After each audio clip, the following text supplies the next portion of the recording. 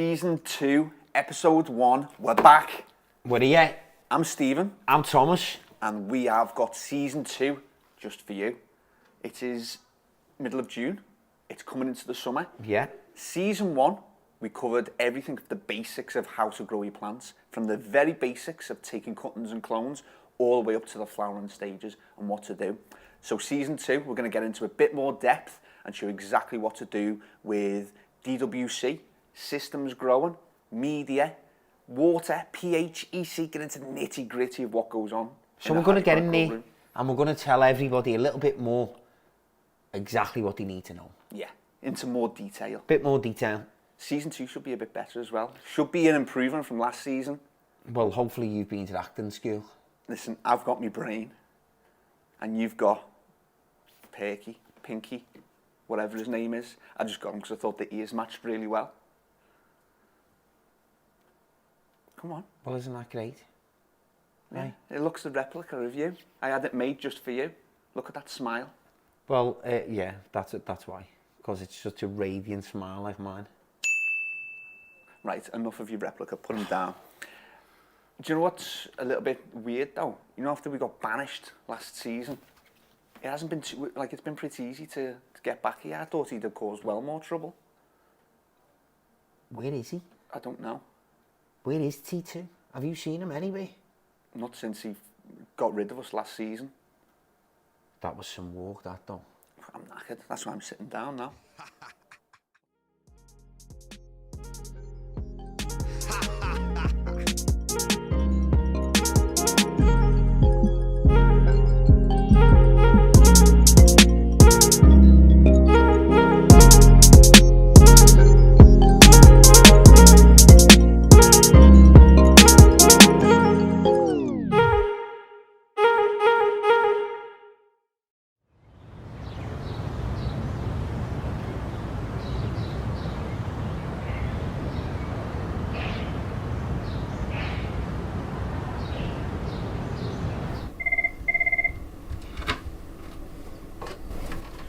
Hello, Gareth speaking.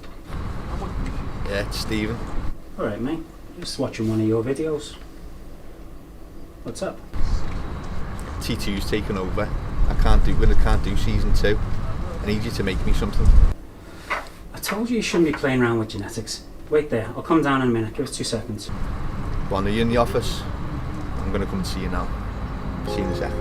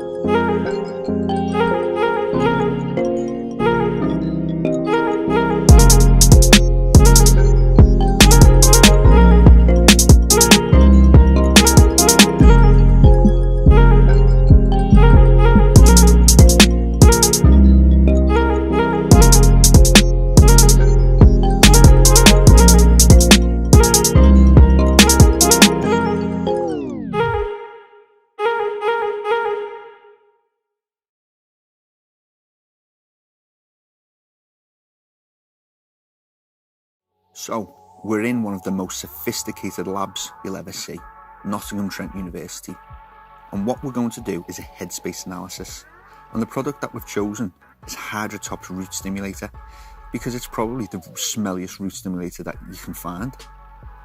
I'd done the root stim previously to practice getting it right, and here I was just preparing the honour blocks. To do the headspace analysis, we were using a GCMS machine, which stands for gas chromatography mass spectrometry. This will allow us to see what the smell is. We'll be using Honor, which neutralises smells to see what is in the product and what is the aroma that gives Apple Crumble and Pro their distinctive smells. As always with good science, we are making sure that the bottles were appropriately labelled, so when they come out the machine, we know exactly what's in them. So what the machine does is heats up the sample.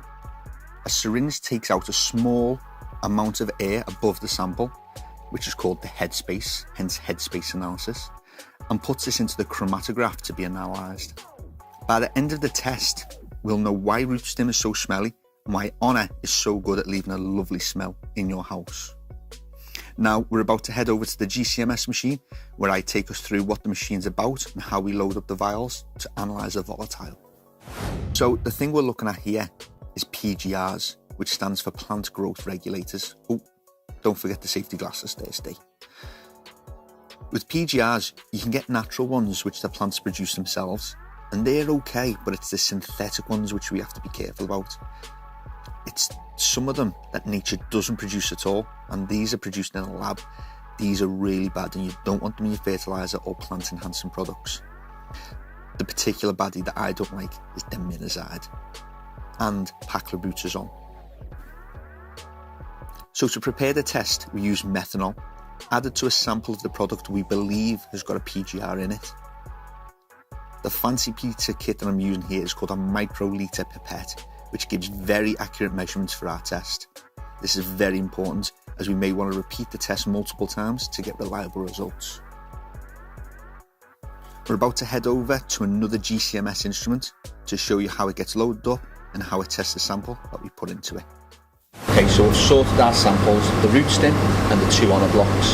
So now we're going to do the headspace analysis using the GCMS, gas chromatography mass spectrometer. So what we're going to do is put them into a right order. Number 4 is the root stem. Number 5 is the apple crumble Honor. Number 6 is the pro Honor. So put them into the right sections. And it's been set up for me, so I just press start. And we're ready to go. So now we've got to sit here for the next 25 minutes and just wait for this to heat up. Only mess, and we'll come back in a bit. So we've got the sample, we loaded it into the machine and press go.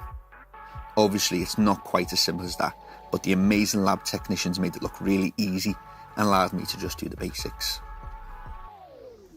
This is a really powerful and sensitive instrument and used to study trace amounts of chemicals in the air. The gas chromatography, which is connected to the mass spectrometer, can actually detect chemicals in amounts as small as a picogram. And to give you some idea, that is the equivalent of 1 drop of detergent or soap in a 10-mile long skip full of water.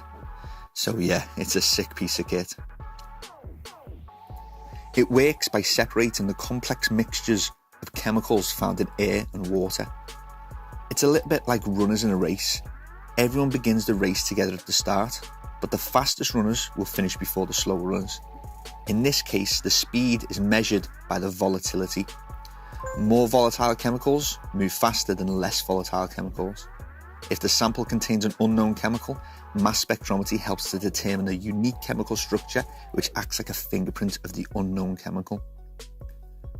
The chemical fingerprints can be compared to a library of known chemical fingerprints. If you've got an unknown chemical that's not in the library, the fingerprint will help you develop a good idea of the chemical structure. We'll just watch the machine do its business now.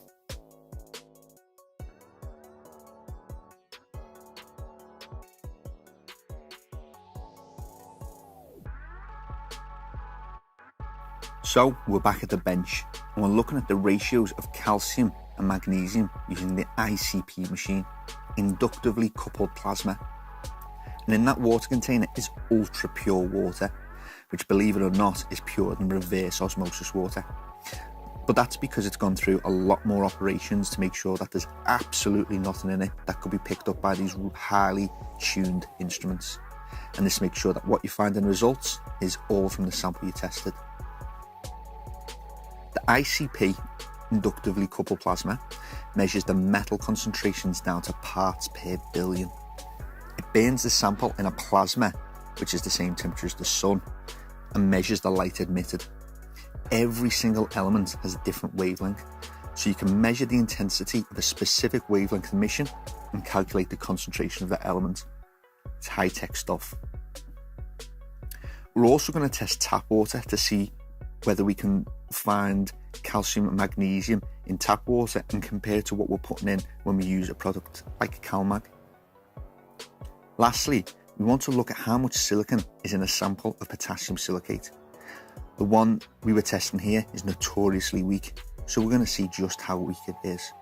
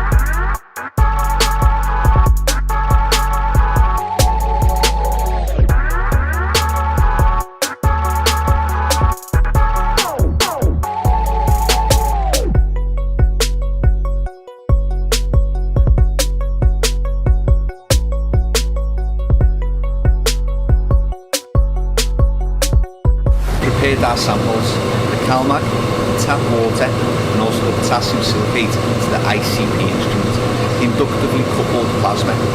You have a look inside there, that's the argon plasma. It's burning at about just under 6,000 degrees Celsius, which is about the temperature of the surface of the sun. So these will all have a fit if I go to open that now. The argon is going to heat up the molecules in the samples. I'm just going to let you have a look at how the machine works, and then we'll be back, episode 12, and we'll have all the results for you. Here we were testing the Dragon Kiss chili, and the way we are prepping it is by measuring the weight, adding this to ethanol, and finally putting it into the LCMS machine, which stands for liquid chromatography and mass spectrometry. The way we measure how hot a chili is traditionally by the Scoville test, and this is basically an advanced taste test. In order to determine the heat, a mixture of ground chili and sugar is dissolved in water. It's then tasted at intervals as it becomes more and more dilute. The more dilution is required to lose the heat, the hotter the chili. And this is where the LCMS method is helpful, as it provides an alternative and more accurate reading of capsaicinoid levels. LCMS is a form of chromatography, which is a process used to divide a substance into its separate parts. In this LCMS method, a chili is first dried and ground. A sample of it is then combined with a solvent, which is passed through a steel column before reaching a detector. The detector identifies which compounds are present and how much there is of each before putting the results in a graph called a chromatogram. To measure the heat of a chili, it's necessary to determine which capsaicinoids are present and how much there is of each. Generally, the greater amounts of capsaicinoids, the hotter the chili is going to be. But some capsaicinoids are hotter than others. The result is measured in Scoville units in honour of Professor Wilbur Scoville, who developed the dilution test.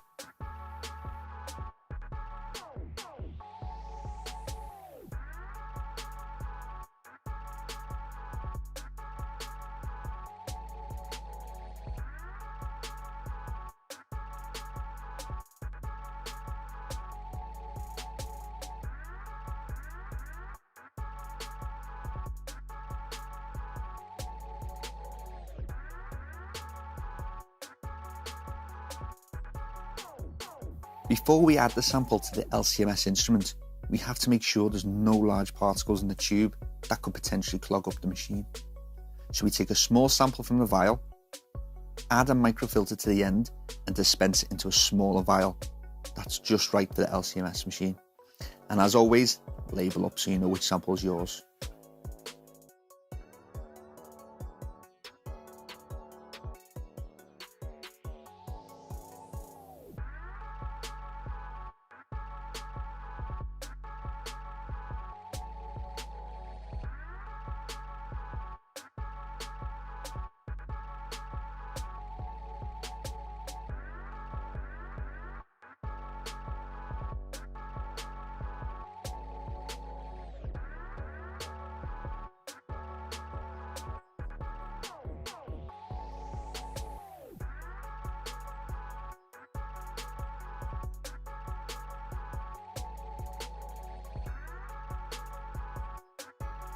I almost forgot.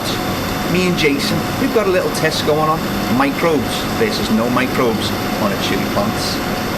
Well, it's not just how well a plant grows, Jason. It's about the science. It's all about the science. I'm going to show you scientists can grow. So this is our vial, and we're testing the Scovilles.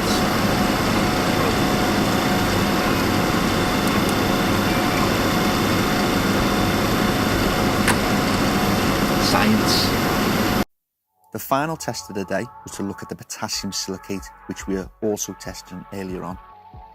We measured a known amount of the liquid into a conical flask, then put this into a water bath heated to around 60 degrees Celsius. As this heats up, the water evaporates. It's then collected down the condensing chamber, so you get to see the water content and what's left in a conical flask in terms of salts. These salts were taken away and looked at under the microscope to detect the ratio of potassium to silica, and essentially how much silica you're getting when diluted down to feed the plants. So next is the results. Hang on, we're not going to tell you that until the end of the season. Real cliffhanger stuff.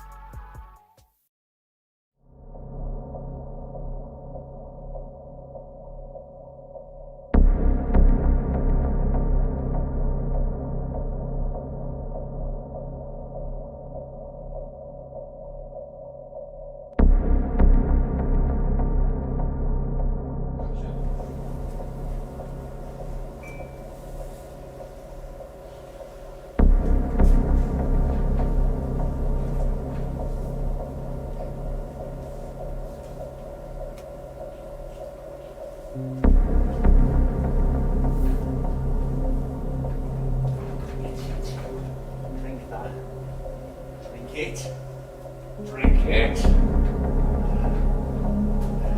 Get the better of me. I'm Steve, a scientist.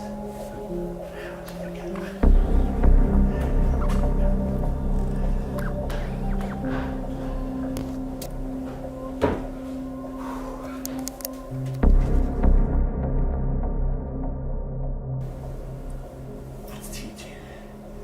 Dealt with. Get on with the season now. Water hot, that's the next place he said to me. Let's go.